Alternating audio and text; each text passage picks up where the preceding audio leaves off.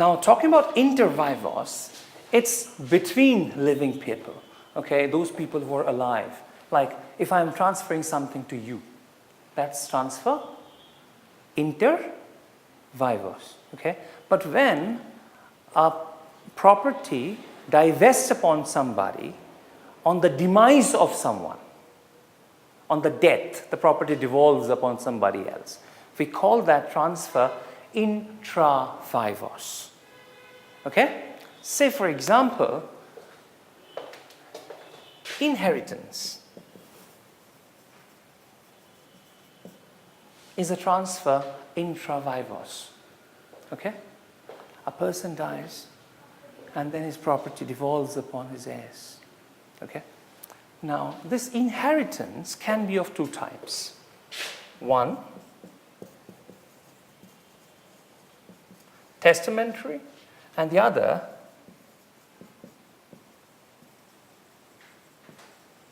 non-testamentary. Testamentary means through a testament. We call this will. We call this through a will. And non-testamentary means when there is no will. Okay, the person dies without making a will. Okay, and then the property in his possession devolves upon his heirs. Got it? Right. Now,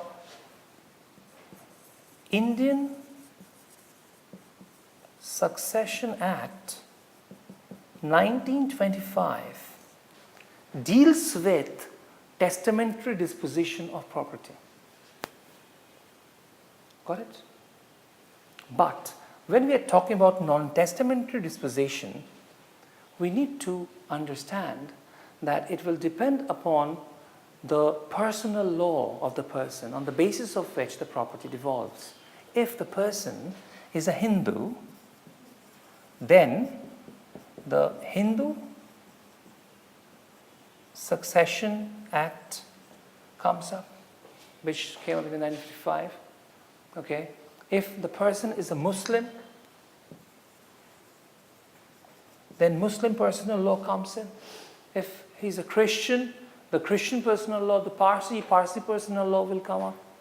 Okay, by which the succession takes place. We call this the law of inheritance. We call this the law of inheritance.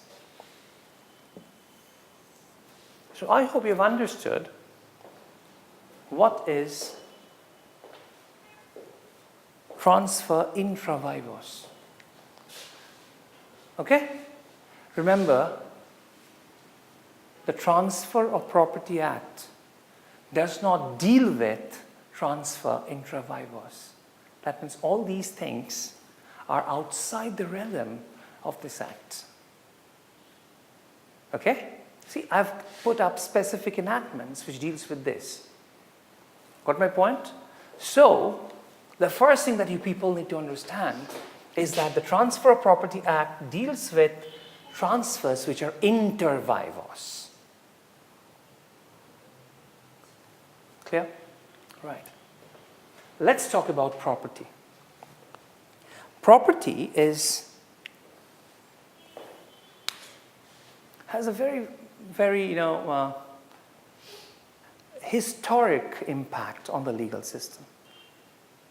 Property. Don't take property as the word comes in, because it is basically this word which created the entire legal system of the world. And it's not only the word property, but the word private property that led to the creation of this world, this legal system. Private property. The time when the nature was there was no private property. Everyone is the owner of all the properties. Everyone was free to choose anything that they feel to do and work upon it. Right? The resources were abundant. And I am free to choose what I'm going to do. But remember, some people will not do things in time. That's the nature of human being. I'm not saying that is good or bad. I'm not judgmental. But that's how human beings are. Some people will do, some people will not do. In examination, you'll find some people, hey, can you show me? You said, okay, have a look. Very next moment, please. After a time, you'll say, please let me write or I'll fail. The very next moment, you will see that now he has moved on the right and now started disturbing someone else. This is the typical nature of human being. He has not studied for the entire session, but he still wants to pass.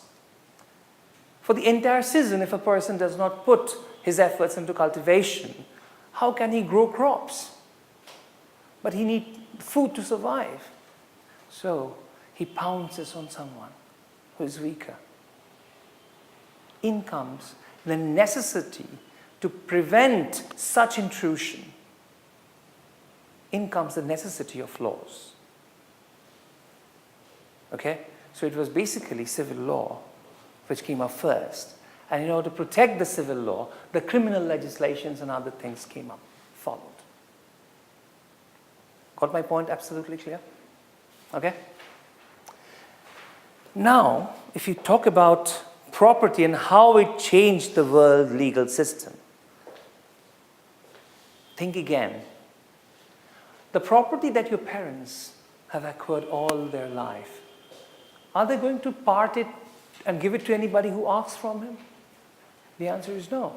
This is a typical tendency of human being to enjoy one's own property for as long as possible, even after death. Okay? So, where am I after my death? Well, if you look at yourself and you compare that with your parents, you'll find a lot of traits, similarities with them. So basically, you're a part of them. And they would like that you people inherit their properties. That's the way they would like to enjoy their property even after their death.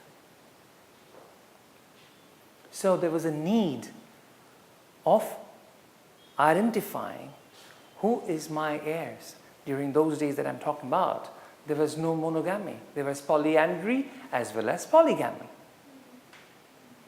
Then how do I identify who my child is? The best way is not to allow the girl to mingle with anybody else. Perhaps that's the germinating point of discrimination against women in this world. Women were prevented from talking and meeting with other people. So the child born out of her is my child. I can assure that thing. So that segregation of that single girl from her society must be given some terminology. We call that marriage. So it was not first marriage and then child and inheritance. From the legal perspective, it was inheritance that led to the concept of marriage. You got it? So all because of private property and protection of private property. So property, the word, has a lot of connotations and meanings.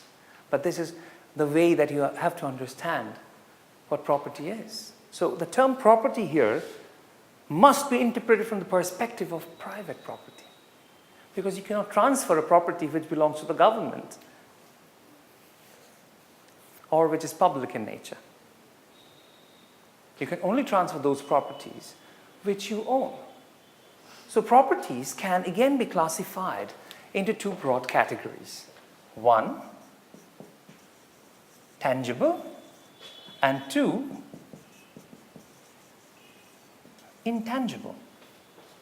Tangible properties are those properties which you can touch, which you can feel through your senses, which you can see with your eyes. Intangible properties are those properties which you cannot see, but you can feel its presence. Like if I say Tanishq, De Beers. Okay? Some, like, suppose I went to the store and buy a shirt from Arrow. Will I take it to my local tailor and ask him, please check whether the sewing things were in correct fashion or not? We'll do that. No. We go to PC Chandra and buy a jewelry. We'll bring it to the local kaku, who takes care of the entire thing, whether the gold is pure or not. Will we do this? The answer is no. Why? Because these words carry with them something more than gold, something more than mere cotton. Yes.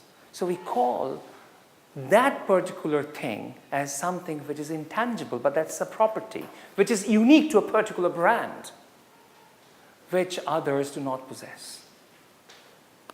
That is intangible property. And intangible property carries with it, intangible properties carries with it a separate set of legal things, legislations, patents, trademark, copyright, all have separate enactments to take care of. Okay, and they have developed today in furtherance of the international development of law. We call that the TRIPS agreement, trade-related aspects of intellectual property rights. That's the intangible part.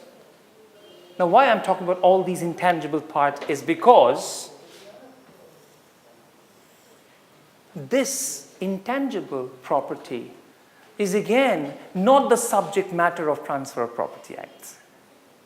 See, first of all, we need to know what is not within my realm. Then only will I be able to understand what is within the jurisdiction. So, this is point number one. The transfer must be inter vivos and the property must be tangible to be within the purview of the Transfer of Property Act. Number three, the tangible property is again classified into two broad perspectives. One, movable, and the other, immovable. Okay? Now let me tell you that the Transfer of Property Act is divided into two broad categories. I'm talking about the legislation. I'm moving straight into legislation. Two broad categories. One, which talks about the general principles of transfer. General principles. What can be transferred? Who can transfer? How it is to be transferred. All these things. The second part deals with specific transfers of properties, like sale, mortgage, gift, exchange, lease, specific transfers. Okay? So, divided into two categories. Till section 53A and from section 54 onwards. Got it? The first part, till section 53A, let me tell you, the principles are applicable for both movable and immovable properties. But when we're talking about the second part, specific transfers of properties, it only deals with immovable properties. There are two exceptions, however. In case of gift and in case of exchange. Like, suppose I have a house and you have a house, we are planning to exchange that. My house is, suppose, 10 lakh rupees more than the price. So I can take 10 lakh rupees along with your house from you and exchange that. So that 10 lakh rupees that I'm taking down in cash is not immovable property. So movable property can be the subject matter, which is under the second part. So when a person gives his entire thing as gift to somebody else, it can involve both movable and immovable property. Then again, movable property comes within the second part of the Transfer of Property Act. These are the two exceptions. Apart from that, no. Got this point clear? Okay? So I think, we really have run out of time, so I'll not move more into the provisions of the statute. We'll work on that the next day we meet. Okay? So just keep in mind that the Transfer of Property Act deals with transfers which are intervivors, not intravivors. Deals with properties which are not intangible but tangible. Okay, got this point clear? Okay then, I think that's it for today. Is there any question that you need to, like, I think you don't need any question. And just in case you have, you work on this back home, and we will check out those questions as well. Okay, so we put up, yep. What is the best textbook for? There is no best textbook. We have got very good books here. B.B. Mitra's Transfer Property Act. You work on that. Okay? Thank you then.